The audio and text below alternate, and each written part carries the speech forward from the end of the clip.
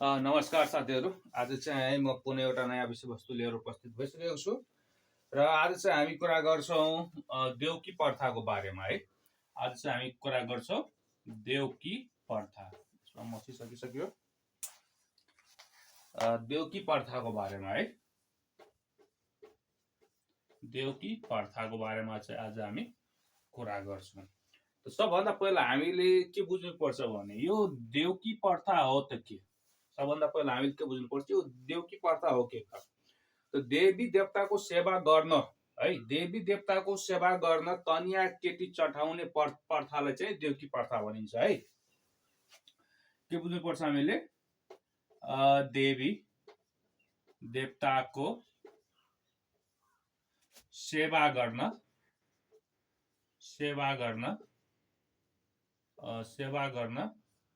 कन्या केटी है, जसको बिहे हुँदै भएको छैन त्यस्तो कन्या केटी चढाउने कन्या केटी लेखौँ है। कन्या केटी चढाउने प्रथा भनेको चाहिँ देउकी प्रथा हो है।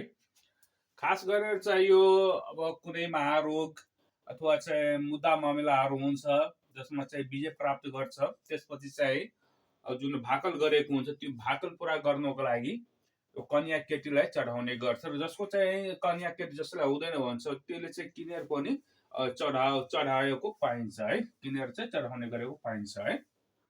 अब चाहिँ यो कहाँ प्रचलनमा छ है? यो कहाँ प्रचलनमा छ भन्दाखेरि सेती र महाकाली अञ्चलमा है। प्रचलन कहाँ छ यसको? प्रचलन सेती र महाकाली अञ्चलमा है। सेती र महाकाली अञ्चलमा यो चाहिँ प्रचलितमा रहेको छ है। बुझ्नुपर्छ। र त्यसपछि हामीले यो बुझ्नुपर्छ भने यो कहाँ चढाउने गर्छ है, यसको चाहिँ केन्द्रबिन्दु के हो त? केन्द्रबिन्दु यो कहाँ चढाउने गर्छ, कुन मन्दिरमा चढाउने गर्छ भन्दाखेरि बैतडी जिल्लाको मेलौली मन्दिरमा है। बैतडी जिल्लाको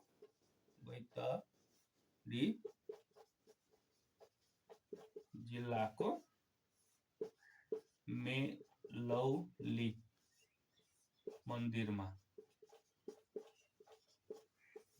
है। बैतडी जिल्लाको चाहिँ मेलौली मन्दिरमा चाहिँ चढाउने गर्छ है। र जनविश्वास के छ भने जो चाहिँ देउकी भएको हुन्छ, देउकी भएपछि चाहिँ औपचारिक रूपमा चाहिँ बिहे गर्न पाउँदैन है। देउकी भएपछि औपचारिक रूपमा बिहे गर्न नहुने जनविश्वास। देउकी भएपछि औपचारिक रूपमा चाहिँ बिहे गर्न नहुने जनविश्वास रहेको छ। त्यस्तै चाहिँ हामी अब यसमा अझै बुझ्छौँ भने अब औपचारिक रूपमा त बिहे हुँदैन है, यो त प्रष्ट छ। तर कुनै कारणवश अब बुझ्नुहुन्छ तपाईहरु, यहाँ चाहिँ सन्तान जन्मियो, छोरा भयो भने त्यो छोरालाई चाहिँ देवको छोरा भनिन्छ, छोरी भयो भने देवीको छोरी बुझिन्छ है। छोरा भयो भने देवको छोरा, छोरी भएपछि देवीको छोरी र छोरा पराय चाहिँ धामी हुने गर्छ है। औपचारिक रूपमा बिहे नभए पनि यदि बच्चा जन्मियो भने है, औपचारिक रूपमा बिहे नभए पनि यदि बच्चा जन्मियो भने त्यो छोरा छ भने त्यसलाई चाहिँ देवको, छोरी छ भने देवीको चाहिँ बुझिन्छ र छोरा पराय धामी हुने गरेको पाइन्छ है। यो कुरा चाहिँ यति हामीले चाहिँ देउकी प्रथामा बुझ्नुपर्छ। देवी देवताको सेवा गर्न कन्या केटी चढाउने प्रथालाई चाहिँ देउकी प्रथा भनिन्छ र यो खास गरेर सेती र महाकाली अञ्चलमा प्रचलितमा रहेको छ र यसको केन्द्रबिन्दु भनेको चाहिँ बैतडी जिल्लाको चाहिँ मेलौली मन्दिर रहेको है। यो मन्दिरमा चाहिँ चढाउने गर्छ। देउकी भएपछि चाहिँ औपचारिक रूपमा बिहे गर्न हुनु हुँदैन चाहिँ जनविश्वास रहेको छ।